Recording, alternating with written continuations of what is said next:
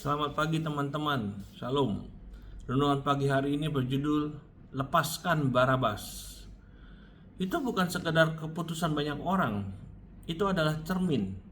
Karena banyak orang membaca momen itu dan berkata, bagaimana mungkin mereka memilih Barabas daripada Yesus? Sampai kamu menyadari, kita adalah dia.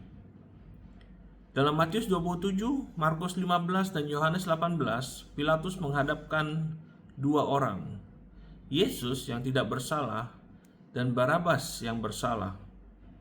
Barabas bukan orang yang disalahpahami.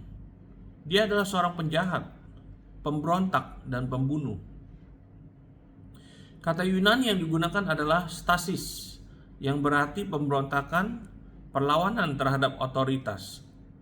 Barabas bukan sekadar melanggar hukum, dia secara aktif melawan sistem. Namun orang banyak berseru, berikan kepada kami Barabas. Pikirkan itu. Mereka memilih yang bersalah dan menghukum yang tidak bersalah. Namun disinilah kisah ini berubah dari sejarah menjadi pewahyuan. Nama Barabas berasal dari bahasa Aram. Bar itu anak, berarti anak. Abah itu berarti bapak. Barabas secara harfiah berarti anak dari bapak. Jadi orang banyak berdiri di antara Yesus, anak bapa yang sejati, dan Barabas, seorang yang bersalah yang disebut anak dari bapak. Dan mereka memilih yang palsu. Namun, momen ini bukan kebetulan ya. Ini bersifat profetik. Karena apa yang terjadi di sana adalah dasar dari Injil.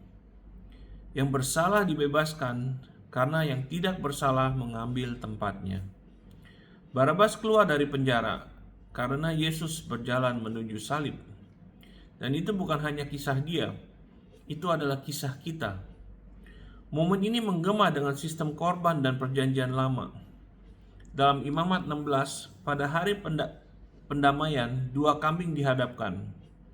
Satu dikorbankan untuk dosa, yang satu lagi dilepaskan ke padang gurun, membawa dosa umat.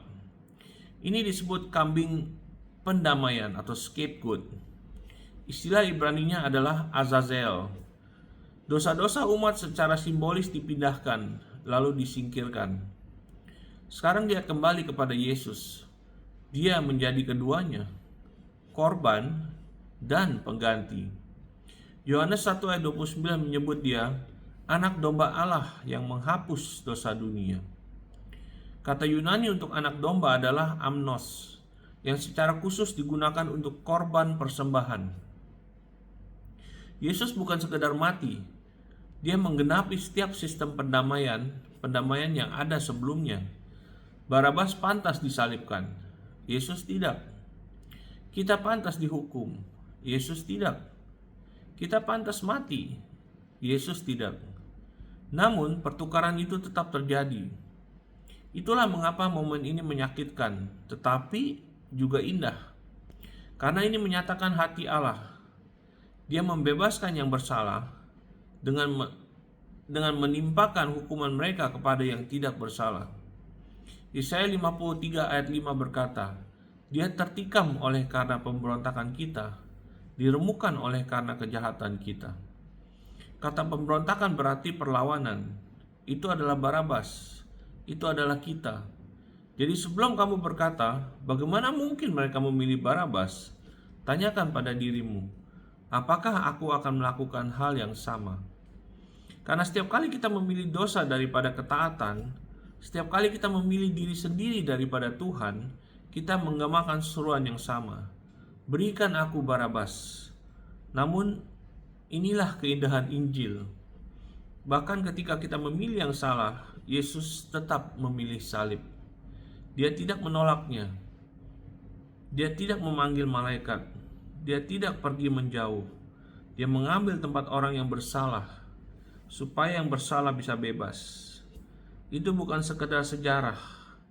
Itu adalah penebusan.